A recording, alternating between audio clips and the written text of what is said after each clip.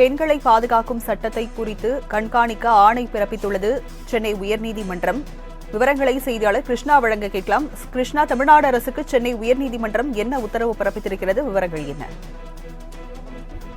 அரசு அலுவலகங்கள், தொழிற்சாலைகளில் பணியாற்றும் பெண்களின் பாதுகாப்பை உறுதி செய்ய பணியிடங்களில் பாலியல் தொந்தரவிலிருந்து பெண்களை பாதுகாக்கும் சட்டம் கடந்த 2013ஆம் ஆண்டு கொண்டுவரப்பட்டது. இந்த நிலையில் பஞ்சாலைகள், டெக்ஸ்டைல் மற்றும் ஸ்பின்னிங் மில்களில் பணியாற்றும் பெண்கள் பாலியல் தொந்தரவுக்கு உள்ளாகி வருவதால் அனைத்து மாவட்டங்களிலும் உள்ள தொழிற்சாலைகள், ஸ்பின்னிங் மில் மற்றும் வேறு பணியிடங்களில் புகார் குழு அமைக்கப்பட்டுள்ளதை உறுதி செய்ய மாவட்ட ஆட்சியருக்கு உத்தரவிடக் கோரி ஈரோடு மாவட்டம் சத்தியமங்கலத்தைச் சேர்ந்த கருப்புசாமி என்பவர் கடந்த 2017ஆம் ஆண்டு சென்னை உயர்நீதிமன்றத்தில் வழக்கு தொடர்ந்திருந்தார். இந்த வழக்கு தலைமை நீதிபதி சஞ்சய் கங்கா பூர்வாலா மற்றும் நீதிபதி சத்யநாராயண அமர்வில் விசாரணைக்கு வந்தபோது தமிழக தரப்பில் பணியிடங்களில் பாலியல் தொந்தரவிலிருந்து பெண்களை பாதுகாக்கும் சட்டப்படி அனைத்து மாவட்டங்களிலும் உள்ளூர் புகார் குழுக்கள் அமைக்கப்பட்டு செயல்பட்டு வருவதாக தெரிவிக்கப்பட்டது.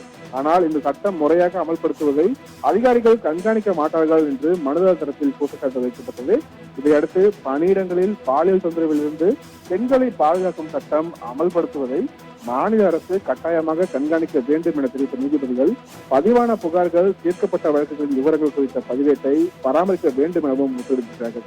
இதை செய்ய தவறும் பட்சத்தில் பாதிக்கப்பட்டவர்கள் சம்பந்தப்பட்ட அமைப்புகளிடம் புகார் அளித்து நிவாரணம் கேட்டுக் கொள்ளலாம் என்றும் உத்தரவிட்டு வழக்கையும் முடித்து வைத்திருக்கிறார்கள்.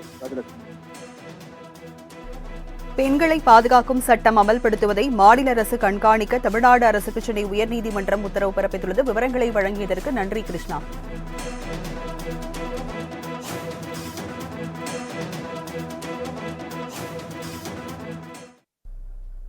தொடர்ந்து தலைப்புச் செய்திகளை பார்க்கலாம்.